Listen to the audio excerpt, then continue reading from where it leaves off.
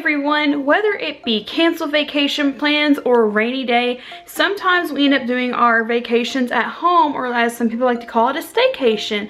This week, my kids wanted to share their 5 favorite things that they do for staycations. And this is something they're enjoying doing. So this is something we may do every week. It's kind of like a little mini series for a while. But my girls wanted to share what they do on their staycations. Number 1 is having a set built-in building time. Now for our girls, this is really easy. They have a toy room that they can go and play in, and it's set aside for just their toys. Right here, they have their Lego bins out. If you want to see a video where we show our Lego bins and how we organize them, I'll link it up in the eye in the sky. But for us, it's Legos. If you don't have Legos, be creative. You can build with whatever you have available. You can look up Pinterest pins to build with boxes that you get from your packages. You can stack books in specific ways and play with cars and see how many books high you can stack to build a ramp for your cars to play with. Be creative with having a set built-in playtime. Right here, Sarah is playing with what she calls her robot set. It's pieces of like Connects mixed with Legos, and they build little robots. And this one's like a shark Lego or a shark robot. I don't remember what this one was, but they have just like different pieces, and they build robots. They build just little special creations, and I just let them have free liberty to build whatever they want. Here they had built a storage box. Sometimes they build houses. The important thing here is for them to just have time to build things and create things kind of like in their own world. Now for us, it's a designated place that they do it in the toy room, either on the rug or somewhere in the floor. Number 2 is baking. Our girls absolutely love baking. Right here, they were making breakfast muffins. So basically what we do is we found a basic recipe, and here's where their dolls were joining us for this. It was so cute. They had their little baking accessories on.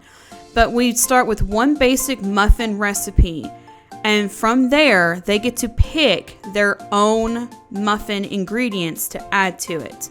For me, sometimes I'll add like blueberries and cream cheese, and I'll make almost like a blueberry cheesecake muffin. Sometimes they add frozen fruit, sometimes they add peanut butter, sometimes they add chocolate chips. The important thing here is for them to also, again, be creative. One of the things I like to push is letting them just have their own free creative time. They really enjoy having time set aside to just bake and create muffins.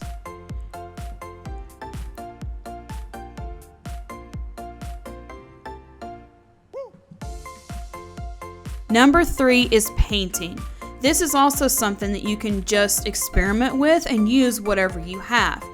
Madeline has canvases that we bought her, and we bought her her own easel. All of these can be purchased on Amazon. So she has been painting on canvases. We put newspaper on the floor and she paints away. The other 2 decided to be a little more creative. So as you can see here, Rebecca is painting on a rock. Sarah was painting a wooden set that she had that she was building together with Dad. I think this one was like a windmill birdhouse.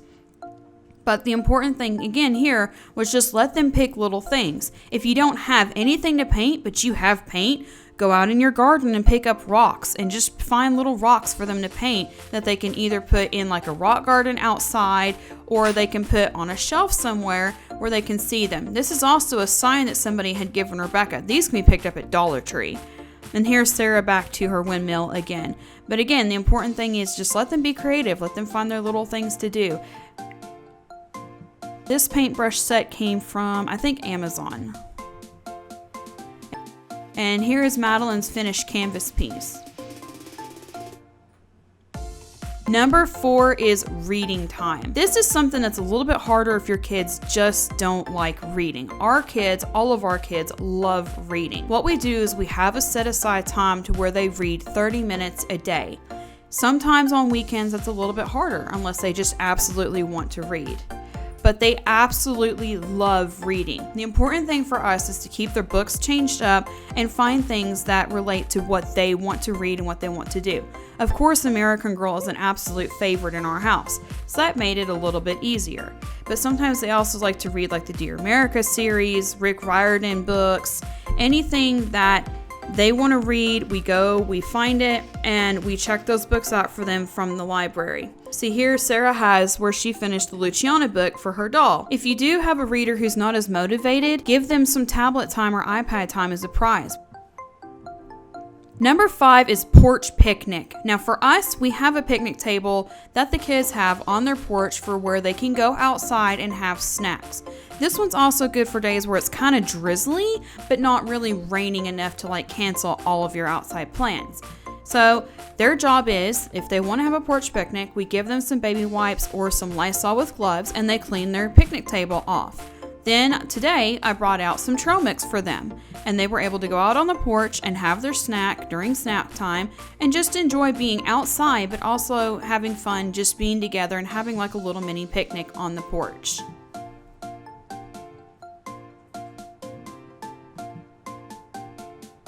So that's it for this video. Thank you so much for watching. Leave us in the comments below what your favorite staycation ideas are, and we will see you next time.